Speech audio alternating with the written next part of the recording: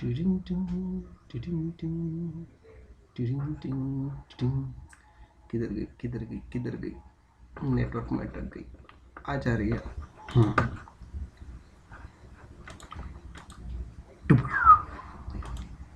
देखो Excel sheet दिख रही है आपको, एक ब्लैंक एक्सेल शीट दिख रही होगी। Yes no?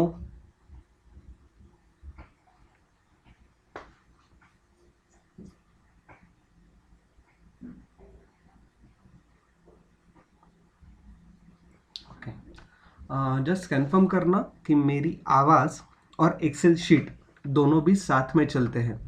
मैं माउस पॉइंटर अभी इधर से उधर घुमा रहा हूं, घुमा के खत्म। अनम्यूट करके बोलो, थोड़ा लैग होता होगा शायद। हाँ सर, स्क्रीन थोड़ा सा लैग हो रहा है बट वॉइस आपका क्लियर है। ओके ठीक है, कोई दिक्कत नहीं। तो चलो स्टार्ट करते हैं आज का जो मर्जर और एक्विजिशन है, जिनसे रिलेटेड हमें क्वेश्चन सॉल्व करने हैं। अब ये क्वेश्चन सॉल्व करने से पहले कुछ फॉर्मूलाज हैं जो हमें सभी क्वेश्चंस में यूज करने हैं। ये सभी फॉर्मूलाज हम लोग एक के बाद एक पहले सीख लेते हैं।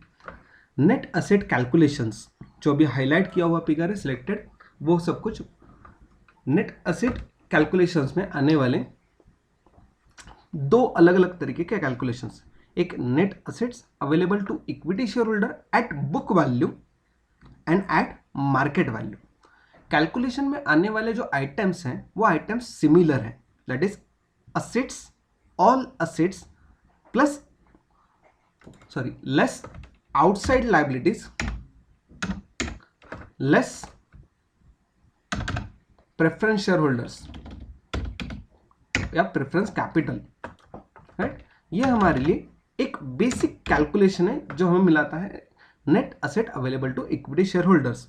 सिंपली मतलब ऐसा है कि सभी असेट्स को बेच दो, उसमें से आउटसाइड लायबिलिटी पे ऑफ करो, प्रेफरेंस होल्डर्स का क्लेम जो है वो फाइंड पे ऑफ कर दो, और अगर कुछ बचा तो वो सभी पैसा इक्विटी शेयर होल्डर्स को ट्रांसफर कर दो। ये हमारे लिए क्या है? तो बेसिक जो हमारे क्लेम्स है, वो क्लेम सेटलमेंट के बाद हमें जो बचता है, जो मिलता है, वो हम लोगों को यहाँ पे फाइंड आउट करना है, जिससे हम लोग कहते हैं नेट असेट्स। अब ये नेट असेट्स जो है, इन नेट असेट्स को कैलकुलेट करते वक्त याद रखना कि जब कभी भी हम लोगों को शेयर्स की बुक वैल्यू पूछी जाएगी तो हमें नेट असेट का कैलकुलेशन बुक वैल्यू पे कैलकुलेट करना है। अगर मार्केट वैल्यू या लिक्विडेशन वैल्यू पूछी जाएगी तो हमें उनका कैलकुलेशन यहां पर इस तरह से मार्केट वैल्यू बेस पे करना है। ये कब पूछा जाएगा, उनके लिए किस तरह के फॉर्मूलाज होंगे? वैल्यूएशन फॉर शेयर या वैल्यूएशन पर शेयर। बुक वैल्यू के लिए फॉर्मूला है net asset available to equity share holders at book value, जो हम लोग पहले इस पैरा में देखा है, upon number of equity shares. Equity shares कौन से? तो जो हमारे एक्चुअल में outstanding number of equity shares है, मतलब जितने हम लोगों ने इशू किए हैं, जितने पब्लिक ने सब्सक्राइब किए हैं, वो number of equity shares. Liquidation value, book value और लिक्विडेशन वैल्यू में एक ही फर्क है फॉर्मूला में। जहां पे बुक वैल्यू कंसीडर की थी net asset available to equity share holders के लिए, वहां पे मार्केट वैल्यू कंसीडर करना है। मार्केट वैल्यू कंसीडर मतलब क्या? कि जो कोई भी हमारी बैलेंस शीट की वैल्यूज है वो उसे हम लोग कहते हैं बुक वैल्यूज। अगर उसे हम लोगों को रियलाइज करना है, सेल करना है, तो सेल करते वक्त या सेट ऑफ करना है, तो उसे हम लोग जिस रेट पे सेट ऑफ करते हैं, सेल करते हैं, वो हमारे लिए बन जाती है market value. Is that clear? ये दोनों फॉर्मूलाज हमारे लिए कैलकुलेशन, दैट इज वैल्यूएशन पर शेयर, फाइंड आउट करने के लिए हमें यूज में मिलेगा। नेक्स्ट फॉर्मूला आता है अर्निंग्स पर शेयर। अब अर्निंग्स पर शेयर का फॉर्मूला सबसे सिंपल है, PAT less preference dividend upon number of equity share. PAT मतलब क्या? Profit after tax. Preference dividend के लिए जो प्रेफरेंस शेयर होल्डर्स का क्लेम होगा, उनका जो क्लास होगा, उसमें स्पेसिफिकली बोला जाता है कि 10% प्रेफरेंस शेयर्स कैपिटल या फिर 12% प्रेफरेंस शेयर कैपिटल, वो जो परसेंटेज है, वो परसेंटेज हमारे लिए होता है डिविडेंड परसेंटेज, जो फिक्स समय देने ही पड़ते हैं। तो profit available to equity share holders minus preference dividend will give us the net profit after tax available to equity share holders upon number of equity shares. ये फॉर्मूला हो गया earnings पर शेयर के लिए। अब क्वेश्चन में कभी कभी पूछा जाता है, जैसे तो यहाँ पे बुक वैल्यू पूछी गई वैल्यूएशन के लिए, लिक्विडेशन वैल्यू पूछी गई, उसी तरह अर्निंग्स बेस्ड वैल्यू पूछी जाती है। अर्निंग्स बेस्ड वैल्यू मतलब क्या, जो कोई भी हमारी अर्निंग्स होंगी उसके बेसिस पे वैल्यूज। अब अर्निंग के रेट फाइंड आउट करो, normal rate of return question में दिया जाता है, उसे मल्टीप्लाई करो paid up value of equity shares से। फॉर्मूला बनता है rate of earnings upon normal rate of return into paid up value of equity share, right.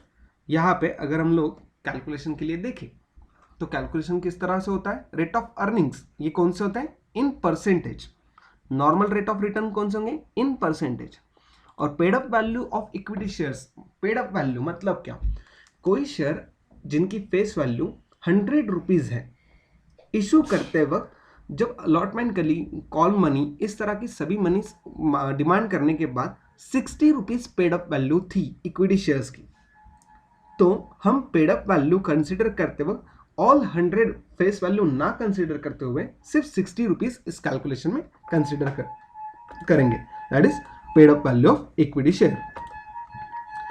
अब यहां पर जो रेट ऑफ अर्निंग्स दिया हुआ है, ये रेट ऑफ अर्निंग्स किस तरह से कैलकुलेट करेंगे, रेट ऑफ अर्निंग्स कैलकुलेट करने के लिए यहां फॉर्मूला नीचे दिया है, that is future maintainable profit upon paid up equity capital into 100। Future maintainable profit, suppose for example 1000 rupees हमारा फ्यूचर मेंटेनेबल प्रॉफिट है, paid up equity capital, equity capital बोला गया है ना कि इक्विटी शेयर्स पूछे, तो ये नंबर्स में नहीं होंगे, ये अमाउंट्स में होंगे। सपोज 10,000 रुपीज हमारे इक्विटी शेयर कैपिटल थे, 1 lakh rupees equity share capital थे, into 100, 1000 that is future maintainable profit, paid up equity capital that is value जो इक्विटी शेयर कैपिटल की दी होगी क्वेश्चन में बैलेंस शीट में, इनटू 100, जो रेट आएगा वो rate that is 1% will give us the rate of earnings. Rate of earnings का सिंपल मीनिंग, हम लोगों ने कितना इक्विटी कैपिटल इन्वेस्ट किया है, उस पे हम लोगों ने कितना प्रॉफिट अर्न किया है, राइट, और उस अर्निंग का जो एक्चुअल रेट होगा वो परसेंटेज हमारे लिए बन जाते हैं रेट ऑफ अर्निंग्स। इसमें दिए जाने वाले फ्यूचर मेंटेनेबल प्रॉफिट, ये फ्यूचर मेंटेनेबल प्रॉफिट है क्या, फ्यूचर मेंटेनेबल प्रॉफिट मतलब गिवन प्रीवियस ईयर के average profits minus preference dividend minus appropriation will give us the future maintainable profit. अब ये फ्यूचर मेंटेनेबल प्रॉफिट में हमारे लिए क्वेश्चन में ज्यादातर इतनी ही फिगर्स आती है, but it addition to that कुछ फ्यूचर डिसकंटिन्यूइंग इनकम्स और डिसकंटिन्यूइंग एक्सपेंसेस या फिर incomes to be earn in future और expenses likely to be incur in future, इन तरह के कैलकुलेशंस भी यहां पर किए जाते हैं। क्लियर?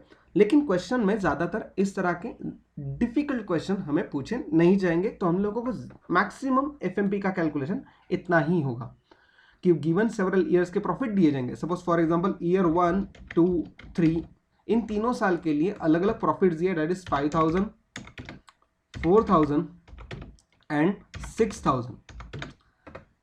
इन सभी की टोटल 15,000 हमारे लिए प्रॉफिट होगा तीनों साल का, डिवाइड बाय 3 साल के लिए जो मिलेगा 5,000 रुपीज। ये 5,000 हमारे लिए बनेगा average profit, AVG profit, right. Preference dividend, उस पर्टिकुलर क्वेश्चन में अगर बैलेंस शीट में कोई प्रेफरेंस शेयर कैपिटल दिया होगा तो इस एवरेज प्रॉफिट में से उस प्रेफरेंस डिविडेंड को हम लोग लेस करेंगे। कुछ एप्रोप्रिएशन दैट इज कुछ transfer to general reserve, transfer to some another reserve funds, या फिर कोई प्रोविजन फॉर टैक्सेशन होंगे, वो सभी करने के बाद जो बचेगा उससे हम लोग कहेंगे FMP, future maintainable profit. Future maintainable profit इस्तेमाल होगा रेट ऑफ अर्निंग्स में, रेट ऑफ अर्निंग्स यूज होंगी अर्निंग बेस्ड वैल्यूज में।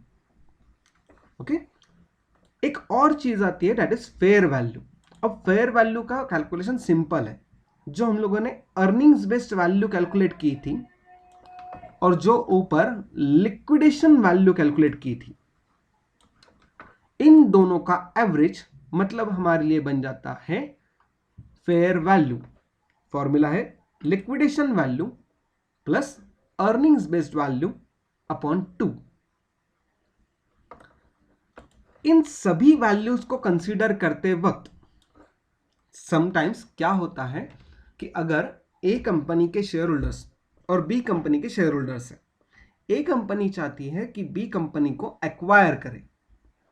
एक्वायर करते वक्त जो बी कंपनी के शेयर होल्डर्स होंगे उनको ए कंपनी के कुछ ना कुछ शेयर्स देने चाहिए। अब ये जो शेयर्स है इसे हम लोग कुछ प्रोपोर्शंस में देते हैं, जिसे हम लोग एक्सचेंज रेशियो कहते हैं या स्वैप रेशियो कहते हैं। ये एक्सचेंज रेशियो क्वेश्चन में कभी कभी दिया जाता है, कभी कभी हमें कैलकुलेट करना पड़ता है। कैलकुलेशन करने के लिए एक्सचेंज रेशियो अगर मार्केट वैल्यू बेस पे होगा, एक्सचेंज रेट जो होता है वो based on a market value per share होगा, तो उसके लिए फॉर्मूला होता है selling companies MPS upon purchasing companies MPS into 100। Selling companies MPS मतलब क्या, मार्केट प्राइस पर शेयर। जो सेलिंग कंपनी होगी, जिस कंपनी को एक्वायर किया जा रहा है, उस कंपनी का मार्केट प्राइस पर share upon purchasing companies MPS into 100। ये हमारे लिए क्या बन जाती है, परसेंटेज बनता है एक्सचेंज रेशियो का। ठीक है, इन परसेंटेज यहां पर लिख के रखता हूं, और यही परसेंटेज हम लोग इस्तेमाल करते हैं शेयर्स डिसबर्स करने में या शेयर्स इशू करने में। याद रखना इन परसेंटेज है, इसे ज्यादा हाईलाइट करके रखता हूं, ऊपर से ऑरेंज कलर भी याद रहने के लिए। इन सभी फॉर्मूलाज को हमें इस्तेमाल करना है आने वाले कुछ क्वेश्चंस में। ठीक है, पहले बताओ कि ये सभी फॉर्मूलाज आप लोगों को क्लियर है अभी जो मैंने बताया, या इसमें किसी को कोई डाउट? अगर कोई डाउट नहीं होगा तो चैट बॉक्स में नो लिख के भेज दो।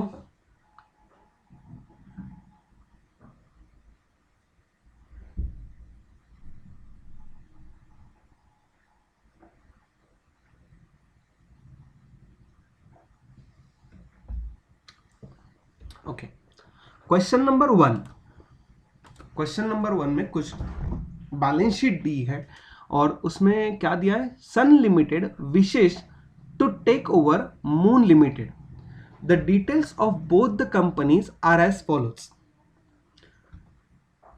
इक्विटी शेयर दिया है, सिक्योरिटी प्रीमियम दिए हैं, प्रॉफिट एंड लॉस अकाउंट दिया हुआ है, प्रेफरेंस शेयर कैपिटल दिए हुए हैं, 11% डिबेंचर्स दिए हैं।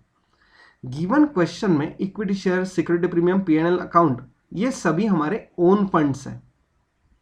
प्रेफरेंस शेयर कैपिटल भी हमारे ओन फंड का हिस्सा है, बट उन्हें रीपेमेंट के टाइम पे प्रायोरिटी होती है। 11% डिबेंचर्स ये हमारी आउटसाइड लायबिलिटी है। उसके नीचे दिए गए हैं फिक्स असेट, कुछ करंट असेट्स भी दिए हैं। नीचे दिया है future maintainable profit FMP. Market price पर इक्विटी शेयर भी यहां पर दी हुई है, और पीई रेशियो इन टाइम्स दिया हुआ है, मतलब सब कुछ कैलकुलेट करके ही दिया है ऑलमोस्ट।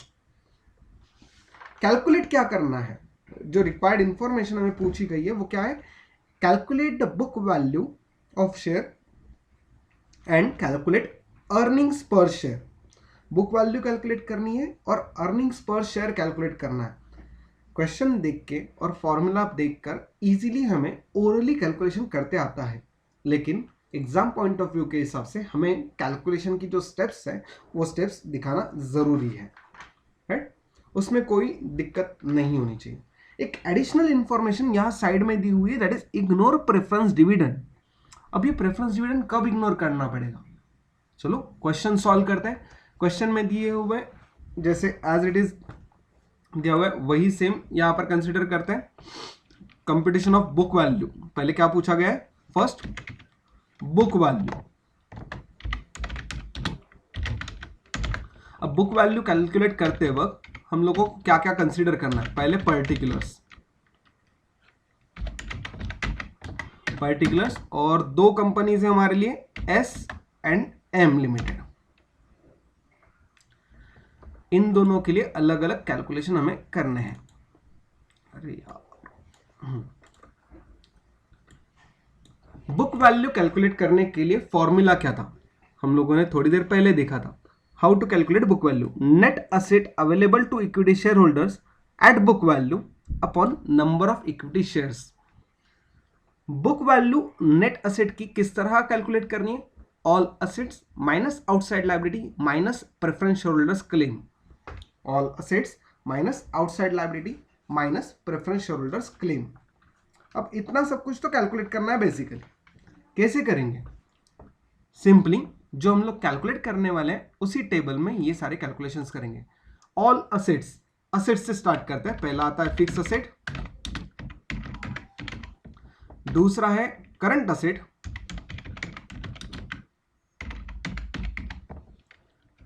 असेट्स की वैल्यू रिस्पेक्टिव कंपनीज के लिए। फिक्स असेट सन लिमिटेड के लिए दिए है 2,44,000, वहीं करंट असेट दी है 1,02,000 रुपीज। एम लिमिटेड के लिए जो वैल्यूज दी है वो है 70,000 रुपीज एंड 52,000 रुपीज। राइट, ये हो गई हमारी असेट्स। असेट्स में से क्या क्या लेस करना है? Outside liabilities. आउटसाइड लायबिलिटीज में कौन सी लायबिलिटी है हमारी आउटसाइड लायबिलिटी में? That is only debentures. यहां पर हम लोगों ने देखा था कि equity share capital, security premium, P&L account और प्रेफरेंस शेयर कैपिटल ये सारे ओन फंड के बैलेंसेस हैं। 11% डिबेंचर्स जो है वो 11% डिबेंचर्स हमारे लिए आउटसाइड लायबिलिटी है। इन डिबेंचर्स को कंसीडर करते वक्त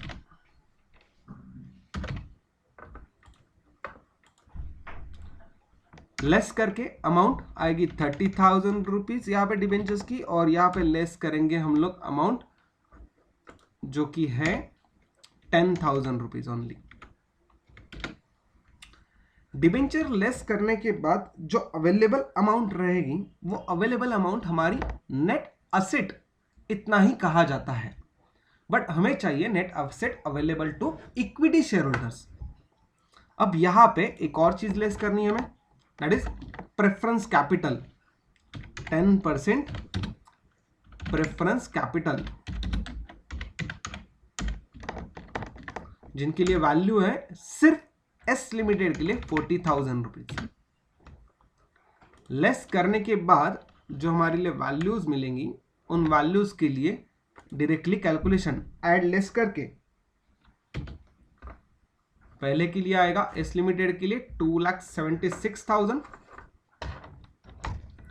और दूसरे के लिए अल्टीमेट वैल्यू जो आएगी वो होगी 1,12,000। ये 2,76,000 और 1,12,000 हमारे लिए क्या मिली? Net assets to equity share holders. Net asset available to equity share holders.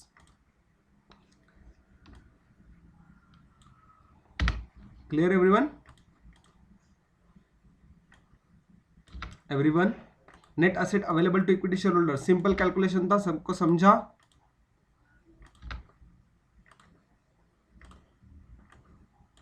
Okay, next step क्या होगा? नेक्स्ट स्टेप हमारे लिए चाहिए, पूछा क्या गया था? Book value. बुक वैल्यू के लिए फॉर्मूला, बुक वैल्यू का फॉर्मूला यहां पर हमें पूछा गया था और दिया था, जो फॉर्मूला यहां पर मैंने फिर से लिख दिया। अब बुक वैल्यू कैलकुलेट करते वक्त हमें एक ही पर्टिकुलर इंफॉर्मेशन से रिलेटेड चाहिए होगी क्या बुक वैल्यू, या फिर एक ही कंपनी की बुक वैल्यू पूछी गई क्या? नहीं, हमें दोनों कंपनीज की बुक वैल्यू फाइंड आउट करनी होगी, राइट? और इन दोनों कंपनीज की बुक वैल्यू फाइंड आउट करने के लिए अगर हम लोग यहीं पर डायरेक्टली कैलकुलेशन करते हैं तो भी चलता है। कैलकुलेशन करने के लिए अगला स्टेप होगा, that is number of equity shares, number of equity shares,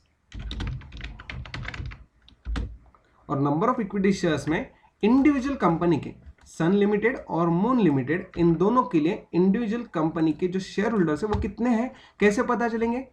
values दी थी 2 लाख एंड 1 लाख, और फेस वैल्यू जो दी है वो है ₹10। 2 lakh divide 10 is equal to 20,000 shares, और यहां पर आएंगे 10,000 शेयर्स। इन्हीं को कंसीडर करके विदाउट कैलकुलेटिंग, जो हम लोग कैलकुलेशन, ये हमारा बुक वैल्यू का है, ये बुक वैल्यू का कैलकुलेशन कहीं पर ना लिखते हुए डायरेक्टली यहां पर हम लोग कैलकुलेट करके दिखा सकते हैं book value per share, book value per share, क्योंकि हम लोगों ने फॉर्मूला साइड में लिखा है, और जो एग्जामिनर होता है उसे पता होता है कि इस तरह के बुक वैल्यूज किस तरह कौन से फॉर्मूला से कैलकुलेट करने हैं। अब आप लोग बताओ कि बुक वैल्यू सिंपली क्या कैलकुलेशन होगा? 2,76,000 अपॉन 20,000, अल्टीमेटली अप्रोक्सीमेटली आंसर आएगा 13.80 पर शेयर, और इसके लिए आएगा 1,12,000 अपॉन 10,000 इज इक्वल टू 11.2 पर शेयर। एवरीवन, बुक वैल्यू किस तरह से कैलकुलेट की, सबको क्लियर? चैट बॉक्स में यस नो।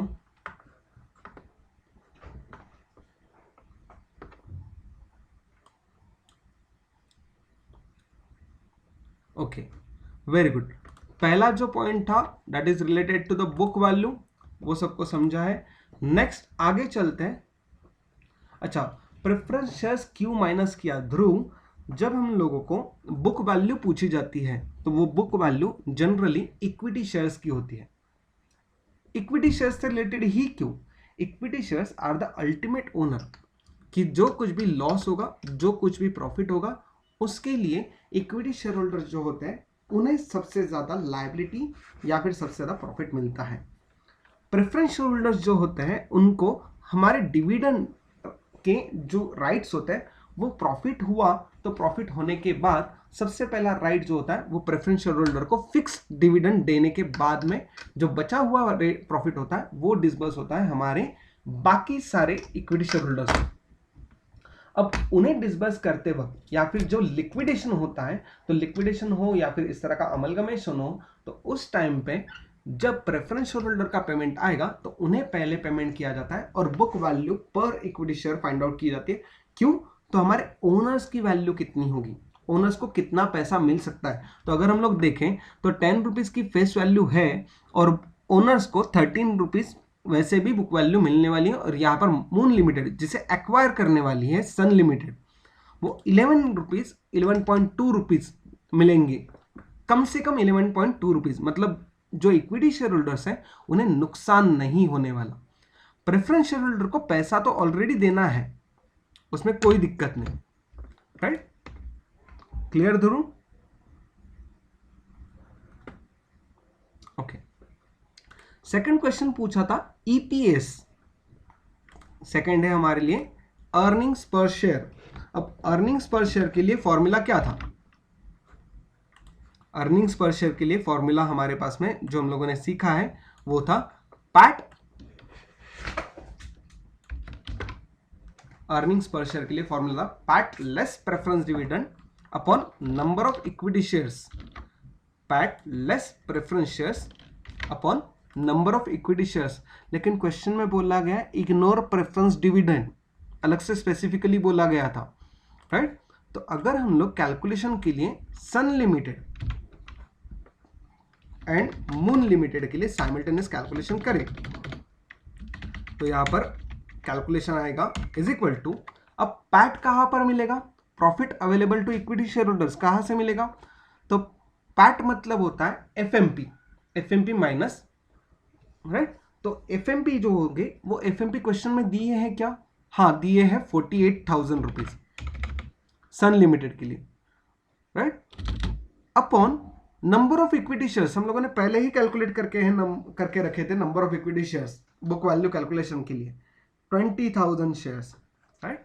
तो ये 20,000 हम लोग यहां से डिवाइड कर देंगे, 20,000 ये आ गया एस लिमिटेड के लिए। वहीं उसी तरह से सिमिलर कैलकुलेशन एम लिमिटेड के लिए क्या बनेगा, 30,000 अपॉन नंबर ऑफ शेयर्स है हमारे लिए 10,000। इंडिविजुअल सन लिमिटेड और मून लिमिटेड के लिए जो ईपीएस कैलकुलेट होके मिलेगा वो होगा 48 अपॉन 20 दैट इज 2.4 और यहां पर मिलेगा 30 अपॉन 10 सॉरी 30 अपॉन 10 अरे 30,000 अपॉन 10,000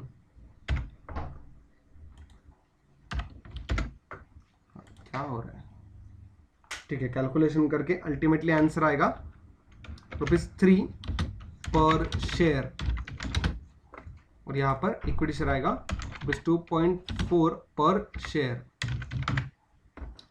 ये आ गए हमारे ईपीएस। एफएमपीक्यू, अच्छा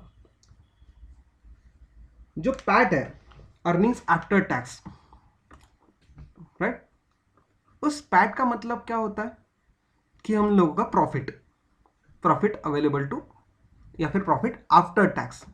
और हम लोगों ने एफएमपी में क्या सीखा है, एफएम में है average profit after tax preference dividend appropriation, right. अगर हम लोग एफएमपी कंसीडर करते हैं डायरेक्टली तो यहां पर प्रेफरेंस डिविडेंड लेस करना ही नहीं है, तो यहां इस कैलकुलेशन में हम लोगों ने फ्यूचर मेंटेनेबल प्रॉफिट जो दिया हुआ है वो फ्यूचर मेंटेनेबल प्रॉफिट यहां पे डायरेक्टली हमें इस तरह से कैलकुलेट करके दिया हुआ है, राइट। तो उसी को हम लोगों ने पैट कंसीडर किया है। Clear clear Prajay?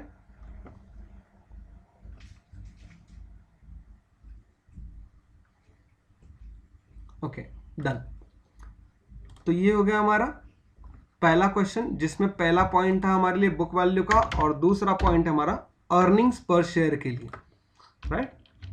तो book value for S limited 13.8 and book value for M limited is 11.2 whereas EPS is 2.4 and ₹3 per share respectively.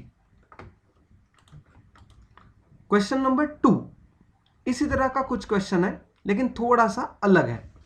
जो बेसिक हमारी फिगर्स थी वो बेसिक बैलेंस शीट जो है वो एज इट इज सिमिलर है, बस उसमें थोड़े से चेंजेस है, कुछ एडिशनल हमें इंफॉर्मेशन दी है यहां पर।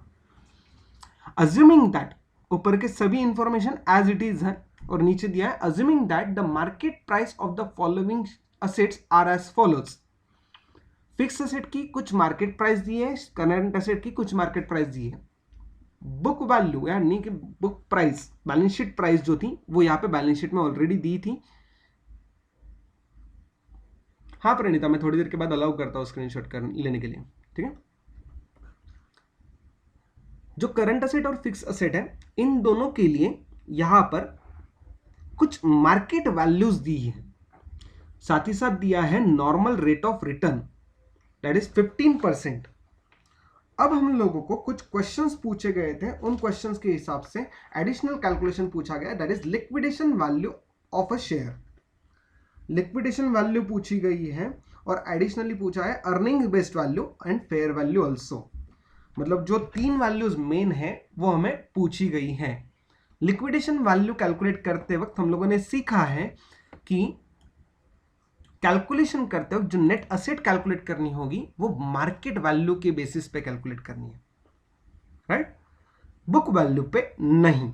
तो अगर क्वेश्चन नंबर 1 में जहां हम लोगों ने ये सारा कैलकुलेशन, ये सभी का कैलकुलेशन जो था वो हम लोगों ने किस पे किया था, तो बुक वैल्यू पे किया था।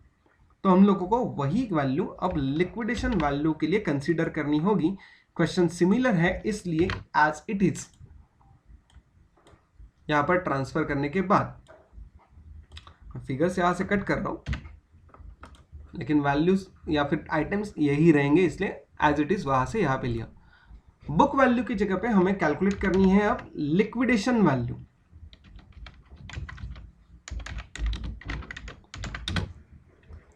लिक्विडेशन वैल्यू कैलकुलेट करने के लिए जो फिगर्स होंगी, ये फिगर्स सभी की सभी फिगर्स हमें मार्केट वैल्यू पे कंसीडर करनी है। फिक्स एसेट की दो वैल्यूज क्वेश्चन में दी है, एक है book value 2,44,000 for Sun limited and 3,50,000 market value for Sun Limited. Here we are going to consider 3,50,000 rupees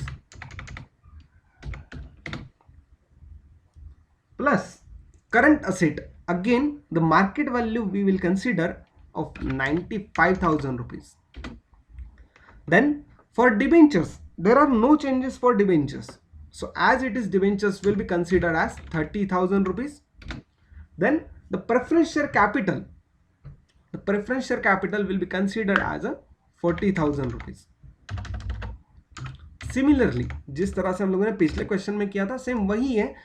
figures में हम लोग यहाँ पर चेंजेस कर रहे हैं, बुक वैल्यू की जगह पे मार्केट वैल्यू में। जिन जिन असेट्स की वैल्यूज मार्केट वैल्यू दी जाएंगी, उन्हें हम लोग यहाँ पे कंसीडर करेंगे मार्केट वैल्यू पे। अदरवाइज बाकी सभी असेट्स के लिए हम लोग कंसीडर करेंगे as it is book value is equal to market value. Similar calculation अगर हम लोगों को करना होगा मून लिमिटेड के लिए, तो फिक्स असेट की वैल्यू होगी 1,15,000 rupees, then 48,000 rupees for current assets, debentures की वैल्यू होगी 10,000 रुपीज, और प्रेफरेंस शेयर कैपिटल कुछ है ही नहीं तो इनके लिए डैश। इस हिसाब से हमें शेयर होल्डर्स की जो net asset available to equity share holders find out करना है, उसे फाइंड आउट करने के लिए हम लोग यहां पे एड लेस करेंगे इन सभी अमाउंट्स का। एस लिमिटेड के लिए असेट मिली 3,75,000 रुपीज, वही मून लिमिटेड के लिए मिल गई 1,53,000 रुपीज। अब लिक्विडेशन वैल्यू कैलकुलेट करनी है। Liquidation value per share calculate करनी है हमें, तो फॉर्मूला भी लिक्विडेशन वैल्यू का ही लगेगा। सो लिक्विडेशन वैल्यू का formula net asset available to equity share holder at market value, जो भी हम लोगों ने यहां पे कैलकुलेट की, upon number of equity shares. Number of equity shares के लिए क्वेश्चन में दिए हुए जो कैपिटल है, शेयर कैपिटल है, उसे डिवाइड कर दो फेस वैल्यू से रिस्पेक्टिव कंपनीज के लिए। ए के लिए बनेगा 20,000 और बी के लिए रहेगा 10,000 number of shares, right. Ultimately जो वैल्यू पर शेयर कैलकुलेट करनी है इस फॉर्मूला के हिसाब से, तो हम लोग फॉर्मूला यहां पे लिख देंगे, net asset available to equity share holders upon number of equity shares will give us the 18.75 rupees per share as a liquidation value, और दूसरे के लिए होगी 15.3 per share। क्लियर? अब आते हैं हम लोग सेकेंड पॉइंट पे, that is earning based value per share, earning based value of share. Earning based value of share के लिए फॉर्मूला, अर्निंग बेस्ड वैल्यू के लिए यहां पे फॉर्मूला क्या है, rate of earnings into paid up equity capital, sorry into paid up value of equity shares upon normal rate of return. ये हमारे लिए क्या, किसकी वैल्यू है, तो अर्निंग बेस्ड वैल्यू। अब अर्निंग बेस्ड वैल्यू कैलकुलेट करने के लिए पहले रेट ऑफ अर्निंग्स भी तो फाइंड आउट करना पड़ेगा। रेट ऑफ अर्निंग्स कैलकुलेट करने के लिए रेट ऑफ अर्निंग्स का फॉर्मूला क्या था, future maintainable profit upon paid up equity capital into 100। इससे हम लोग यहां पर लिख लेते हैं future maintainable profit. Future maintainable profit का फॉर्मूला हम लोगों ने यहां पे सीखा है पहले भी, average profit after tax less preference dividend less appropriation will give us the FMP. और गिवन क्वेश्चन में एफएमपी ऑलरेडी कैलकुलेट करके दिया है क्या? देखो चेक करो, यहां पर एफएमपी ऑलरेडी कैलकुलेट करके दिया है, राइट। लेकिन ये फ्यूचर मेंटेनेबल प्रॉफिट ही हम लोग ऐसे कंसीडर करेंगे क्या इनको? तो हाँ, फ्यूचर मेंटेनेबल प्रॉफिट अगर डायरेक्टली दिया है तो उसी को हम लोग कंसीडर करेंगे आज it is FMP for the purpose of calculation of rate of earnings. अब रेट ऑफ अर्निंग्स कैलकुलेट करने के लिए एस लिमिटेड और मून लिमिटेड दोनों के लिए फॉर्मूलाज में वैल्यूज पुटअप करते हैं, दोनों अलग अलग कंपनीज के लिए।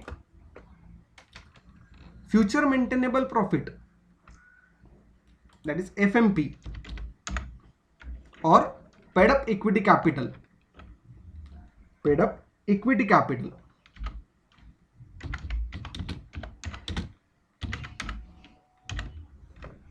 एफएमपी एस के लिए कितना है? सन लिमिटेड के लिए एफएमपी दिया है 48,000 रुपीज और मून लिमिटेड के लिए दिया हुआ है 30,000 रुपीज। जो दिया है एज इट इज हम लोग उसे वैसे के वैसे ही कंसीडर करेंगे, ठीक है।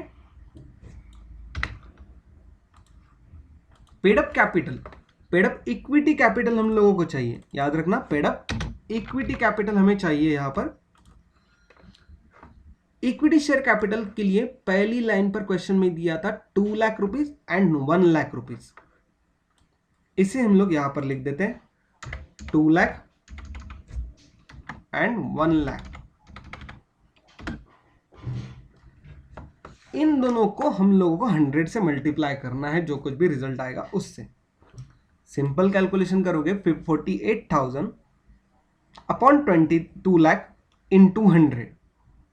ये कैलकुलेशन अगर हम लोग नीचे पुटअप करते हैं for S limited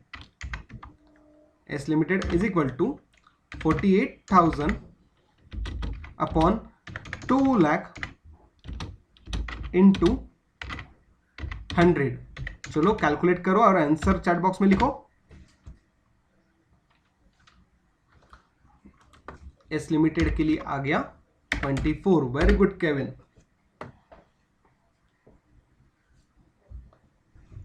very good. S limited के लिए वही similar calculation for M limited.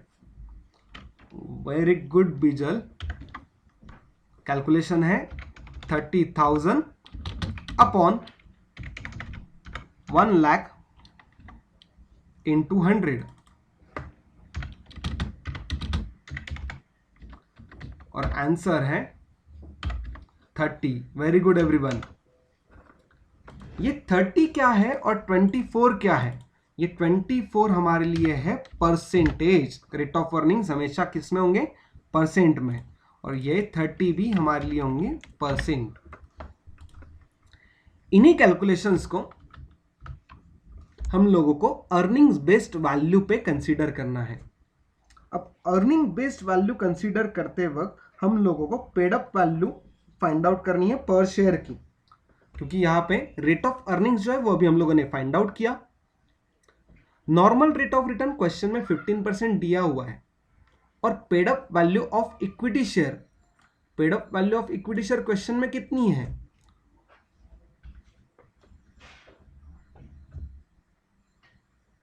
₹10, right. तो ये पेड अप वैल्यू कंसीडर करनी होगी हम लोगों को यहां पर। तो इस तरह से कैलकुलेशन करके आंसर हमें चाहिए अर्निंग बेस्ड वैल्यू के हिसाब से, राइट। तो एस लिमिटेड के लिए जो वैल्यू बनेगी और वाई लिमिटेड के लिए जो वैल्यू बनेगी, अगेन हम लोग यहां पर ही कैलकुलेशन कर लेते हैं। For S limited is equal to rate of earning. S limited का रेट ऑफ अर्निंग हम लोगों ने अभी कैलकुलेट किया, that is 24% upon normal rate of return है 15% जो कि क्वेश्चन में दिया है 15 इनटू पेड अप वैल्यू पर इक्विटी शेयर कितना हुआ? ₹10 into ₹10 and answer will be, चलो बताओ आंसर। 24/15 इंटू 10, ₹16 पर शेयर। ₹16 पर शेयर, ये हमारे लिए क्या बन गई? Earning based value for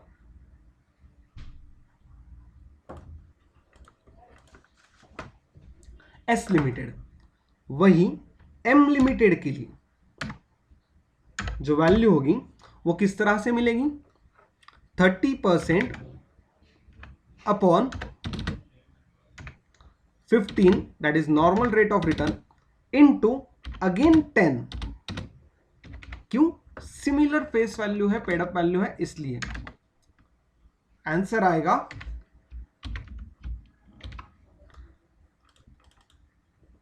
30/15 into 10, that is ₹20 पर शेयर, अर्निंग बेस्ड वैल्यू के लिए। Clear everyone? लिक्विडेशन वैल्यू हम लोगों ने यहां पे फाइंड आउट कर ली थी, कॉपी,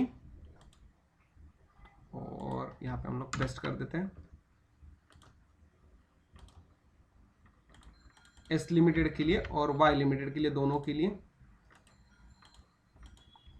एस के लिए आया था 18.5 और सॉरी 18.75,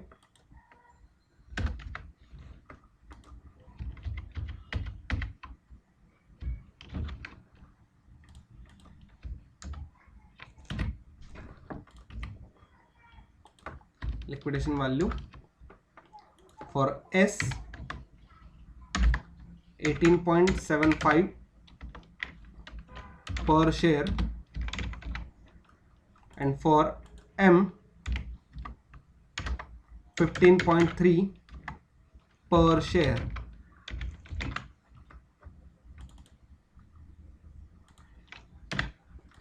राइट, ये दोनों भी हमारे लिए क्या है? रुपीज में value for liquidation. Done. Next आते हैं हम लोग, ये आ गई हमारी लिक्विडेशन वैल्यू और ये है हमारी अर्निंग्स बेस्ड वैल्यू। अब earning based value, liquidation value हो गई, अब चाहिए हमें फेयर वैल्यू। फेयर वैल्यू का फॉर्मूला क्या है? चलो बताओ, फेयर वैल्यू का फॉर्मूला एकदम सिंपल है, बताओ जल्दी।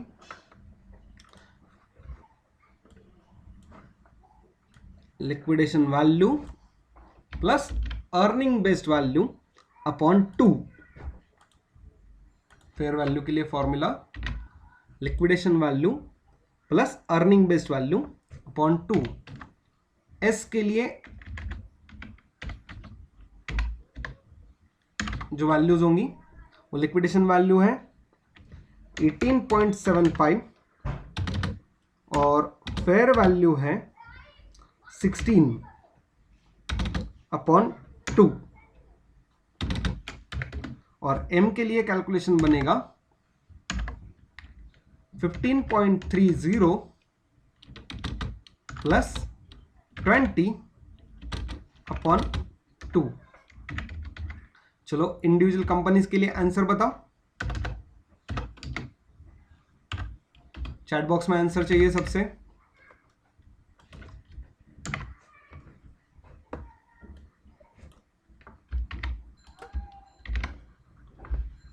एस का आया 17.375, okay 17.375 and for M 17.65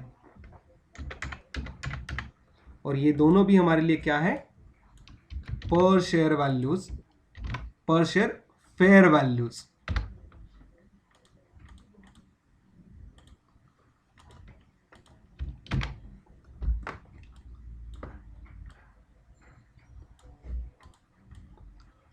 Everyone clear? Liquidation value, then earning based value, and last fair values. I hope everyone clear.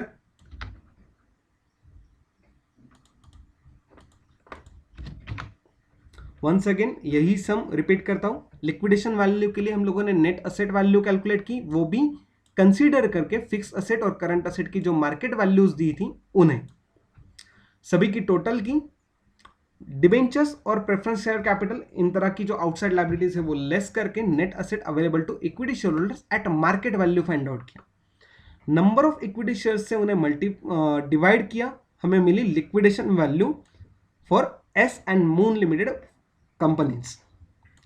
इसके अलावा क्वेश्चन में हमें दिया था that is earning based value calculate करना था, उसके लिए हमें rate of earnings find out करनी थी। Rate of earnings find out करने के लिए हम लोगों ने एफएमपी जो अवेलेबल थी वो एफएमपीज हम लोगों ने यहां पे कंसीडर की और paid up value of equity share consider की, जिनके बेसिस पे हम लोगों ने एस लिमिटेड और एम लिमिटेड के लिए 24% और 30% ये हमारी फाइनल वैल्यू फाइंड आउट की, दैट इज हमारे रेट ऑफ अर्निंग्स के परसेंटेज फाइंड आउट की, जिसे हम लोगों ने यूज किया हमारे अर्निंग बेस्ड वैल्यू में, उनके फॉर्मूलाज में, rate of earnings upon normal rate of return into paid up value of equity shares. Paid up value of equity shares मतलब जितनी हमारी शेयर्स की पेड अप वैल्यू होगी, जितने हम लोगों ने अभी तक कॉल मनी डिमांड की है और जितने हमारे शेयर होल्डर्स ने पेमेंट किया है वो उसकी टोटल, ये हमेशा फेस वैल्यू से सिमिलर हो सकती है या मे भी डिफर कर सकती है, लेकिन उससे ज्यादा नहीं होगी, ठीक है। थर्ड चीज थी जो हमें फेयर वैल्यू कैलकुलेट करनी थी, अब फेयर वैल्यू कैलकुलेट करने का सिंपल फॉर्मूला था that is liquidation value plus earning base value upon 2, इनसे हम लोगों ने ये कैलकुलेशन कंप्लीट किया। एवरीवन, सेकंड नंबर के सम में आप लोगों को किसी को कोई डाउट?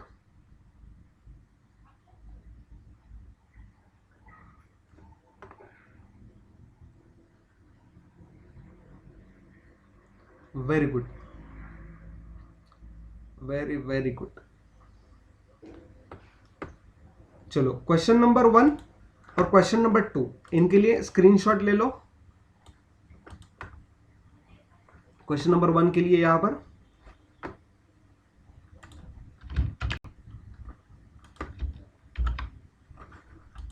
ये आ गया अर्निंग बेस्ड वैल्यू के लिए और ये है बुक वैल्यू के लिए। ये पूरा क्वेश्चन एक ही स्क्रीनशॉट में डन। फॉर सेकंड क्वेश्चन के लिए liquidation value for selected part, इसके लिए एक स्क्रीनशॉट लो and then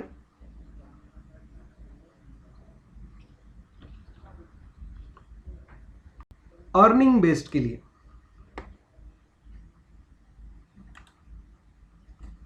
earning based value और फेयर वैल्यू के लिए, साथ ही साथ रेट ऑफ अर्निंग्स की जो हमारी वर्किंग्स थी उन वर्किंग्स के लिए ये second screenshot.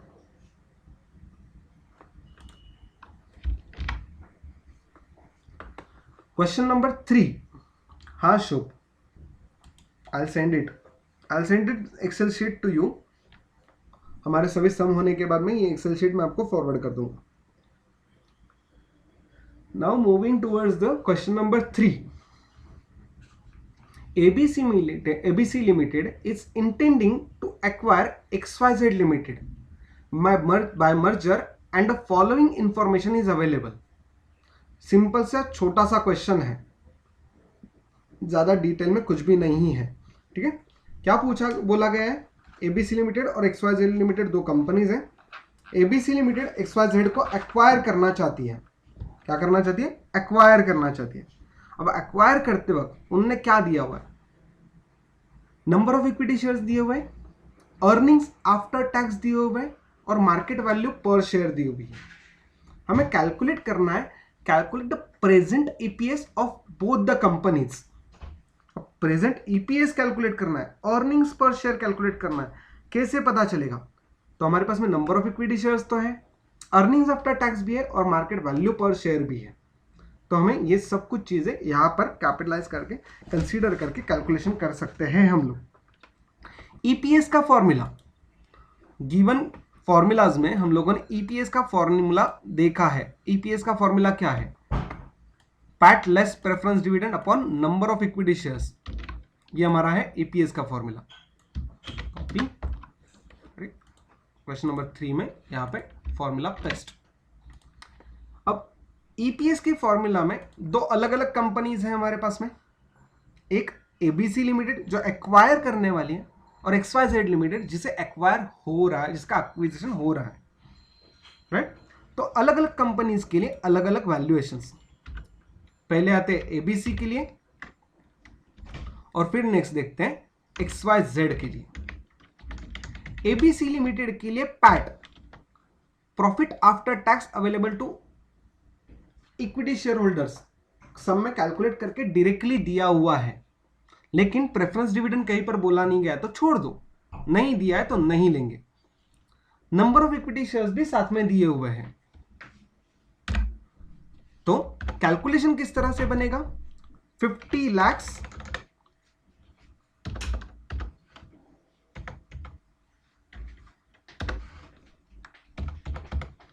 Upon number of equity shares that is 10 lakhs, जो वैल्यू आएगी वो वैल्यू हमारी बनेगी अकाउंटिंग टर्म्स में value per share, that is EPS पर शेयर। कैलकुलेशन करके आंसर बताओ और कंफर्म करो, ₹5। वेरी गुड, ₹5 पर शेयर। यही सेम कैलकुलेशन अगर हम लोगों को XYZ के लिए करना होगा तो ओरली हम लोग कर सकते हैं। यहाँ पे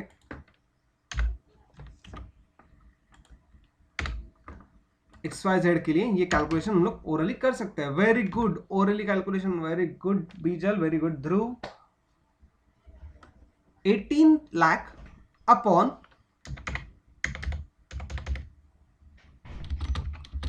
6 लाख और आंसर आया हमारा ₹। सर इसे ही सम देना 3-4 ₹3 पर शेयर, राइट। ये आ गई हमारी earnings EPS for both companies, simple. अब आता है एक्चुअल पार्ट जो हमें मर्जर के लिए सीखना है, कैलकुलेट ईपीएस आफ्टर मर्जर। अब अर्निंग्स पर शेयर आफ्टर मर्जर कैलकुलेट करना होगा, तो मर्जर करते वक्त जो नई कंपनी होगी उस नई कंपनी को किस रेशियोज में नए शेयर्स मिलेंगे, नई कंपनी के जो शेयर होल्डर्स होंगे या नई कंपनी की जो मैनेजमेंट होगी वो जिस कंपनी को एक्वायर कर रही है उस कंपनी के शेयर होल्डर्स को कितने नंबर ऑफ शेयर्स देंगे, तो उसे हम लोग कहते हैं एक्सचेंज रेशियो। और एक्सचेंज रेशियो का फॉर्मूला यहां पे था हमारा, दैट इज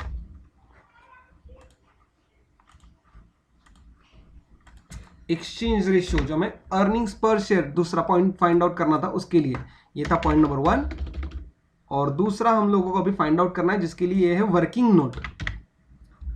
अब वर्किंग नोट में क्या फाइंड आउट करना है, एक्सचेंज रेट। एक्सचेंज रेट किस पे बेस्ड होगा, तो मार्केट वैल्यू ऑफ शेयर पे बेस्ड होगा। कैसे फाइंड आउट करेंगे, फॉर्मूला ऑलरेडी दिया है, उस फॉर्मूला को यूज करके। सेलिंग कंपनी का एमपीएस कितना था, market value per share, market price पर शेयर है मार्केट वैल्यू पर शेयर।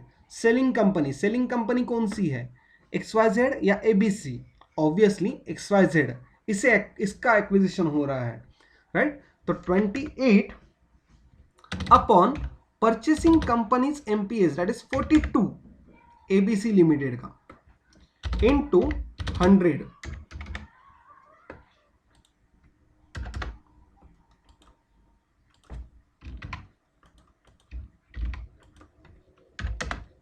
ठीक है। वैल्यूएशन करके जो आंसर मिलेगा वो आंसर होगा, very good 28 upon 42 into 100 that is 66.67%। 66.67%। अब जो ओल्ड कंपनी है, ये जो ओल्ड कंपनी है ना, इस ओल्ड कंपनी के नंबर ऑफ इक्विटी शेयर्स कितने थे, 6 लाख। तो नई कंपनी में उन 6 लाख शेयर होल्डर्स को कितने शेयर्स मिलेंगे, तो ये एक्सचेंज रेशियो जो हम लोगों ने परसेंटेज में कैलकुलेट किया था उसे मल्टीप्लाई कर दो। मल्टीप्लाई करके क्या आंसर आएगा, तो आंसर के लिए यहां पर लिखते हैं हम लोग number of equity shares in new company और इन एबीसी कंपनी। उसके लिए यहां पर calculation is equal to 6 lakh into 66.67%, और फाइनल आंसर विल बी 4,20,000।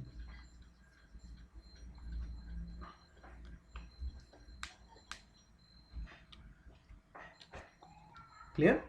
अब ये जो 4,20,000 है मैं आपको दोनों तरीके से सिखाऊंगा। पहले ये समझ लो कि कैलकुलेशन में जो हम लोगों ने अभी किया 6 लाख इंटू 66.67, इसकी वजह से आने वाला आंसर है, सॉरी परसेंटेज, राइट। ये हमारा आंसर था 4,20,000 शेयर्स। ये 4,20,000 शेयर्स हमारे इस परसेंटेज की वजह से आए। ये एक्सचेंज रेशियो का जो फॉर्मूला है, इससे directly number of shares find out करने के लिए क्या फॉर्मूला होगा ये भी सीख लो। अब ये परसेंटेज कैलकुलेट किया, आगे का कैलकुलेशन डायरेक्टली यहां पे किस तरह से होगा वो समझ लो। इज इक्वल टू फॉर्मूला यहां पे सेम रहेगा, जो selling company into MPS into 100 ये दिया था ना, ये एज इट इज यहां पर रहेगा। इसमें एक चेंज हम लोग करेंगे directly number of shares find out करने के लिए, और वो चेंज होगा यहां पर 100 की जगह पे। चेंज क्या होगा, number of equity shares of selling company.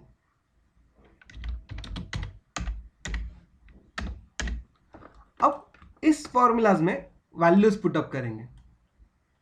ये जो नया फॉर्मूला हम लोगों ने यहां पे बनाया, इस फॉर्मूला में वैल्यू पुटअप करेंगे, और वैल्यू पुटअप करते वक्त किस तरह से नंबर्स मिलेंगे डायरेक्टली वो समझ लो। सेलिंग कंपनी का एमपीएस कितना था 28 upon 42 into number of shares 6 lakh. Answer कितना आएगा कैलकुलेट करो, is equal to 28 upon 42 into 6 lakh will give us the number of shares, that is 4 lakh. Everyone, इन दोनों का डिफरेंस समझा कि अगर हम लोग ये फॉर्मूला यूज करते हैं तो उससे आने वाला आंसर ये 1 है, और अगर हम लोग इस तरह का दूसरा फॉर्मूला यूज करते हैं तो उससे आने वाला आंसर डिफरेंट आएगा। वर्किंग नोट 1 और वर्किंग नोट 2 दोनों भी सही है। डायरेक्ट कैलकुलेशन करने के लिए हम लोग हमेशा यहां पर दिया हुआ फॉर्मूला यूज करेंगे। डायरेक्ट कैलकुलेशन के लिए हम लोग जो फॉर्मूला यूज करने वाले हैं वो वर्किंग नोट 2 में जो दिया है उसे इस्तेमाल करेंगे हमेशा। इन परसेंटेज में कैलकुलेट करना होगा, स्पेसिफिकली बोला जाएगा तो working note number 1, otherwise always working note number 2। That's why I am changing here, और ये परसेंटेज भी हम लोग निकाल रहे हैं। ठीक है ध्रुव, वो 20 शेयर्स का डिफरेंस क्या नहीं, अगर हम लोग कैलकुलेशन करते हैं और 66.67% के हिसाब से कैलकुलेट करते हैं और ये 20 शेयर्स जो एक्स्ट्रा आता है ये कैलकुलेशन भी सही है, और यहाँ पे दिए जाने वाले ये 4 लाख आते हैं ये भी सही है। ये डिफरेंस सिर्फ क्यों आता है, ये जो राउंड ऑफ करते हैं ना हम लोग 66.666666 और वो बाद में 67 करता है, उसकी वजह से वो 20 शेयर्स का डिफरेंस आता है, राइट। और शेयर्स हमेशा एक शेयर होगा या दो शेयर होगा, उसे 1.5 या 2.5 शेयर हम लोग नहीं कह सकते, इसलिए इस तरह के डिफरेंसेस हम लोग कंसिडर नहीं करते हैं।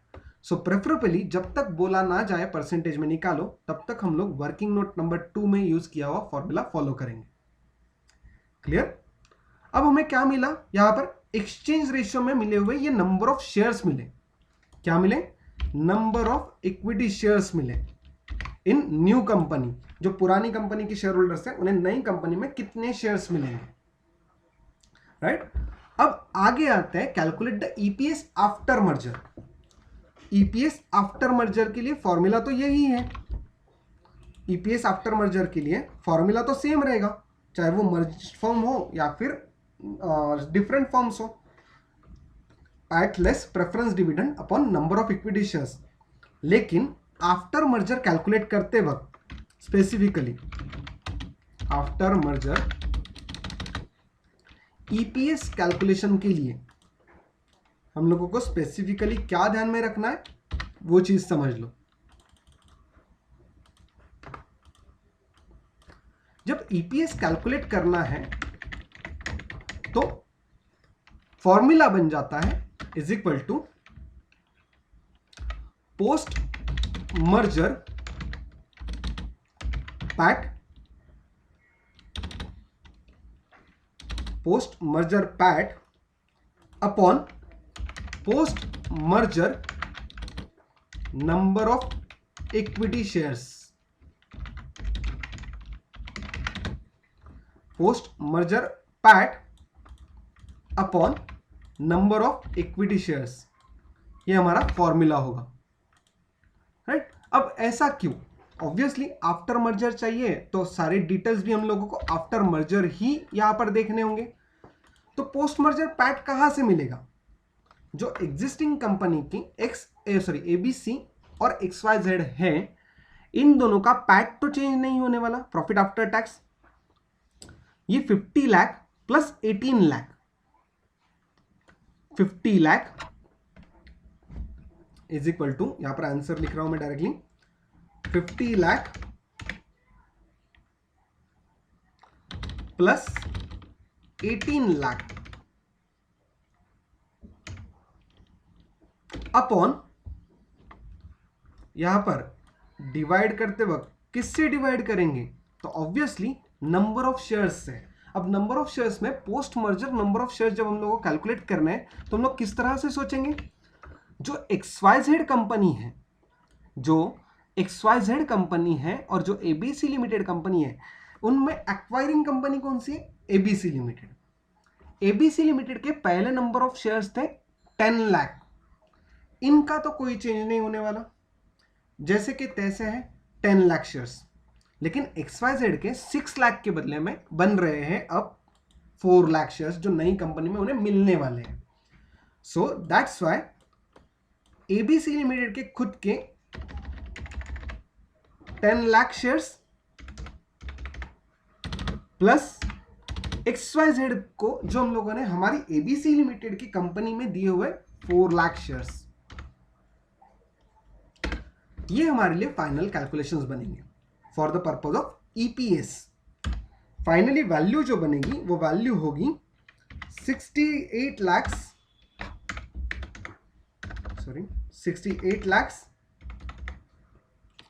Upon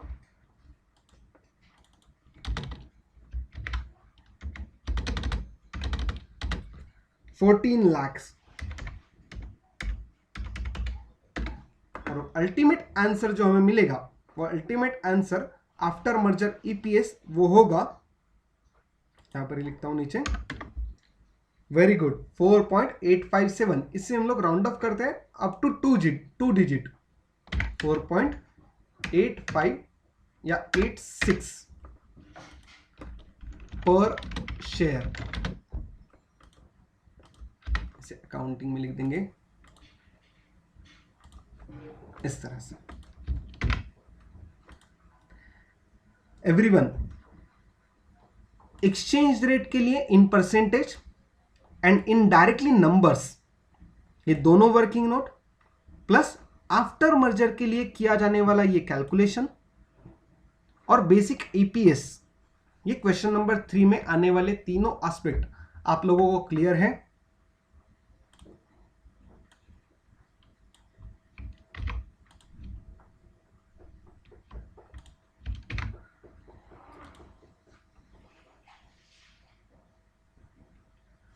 very good.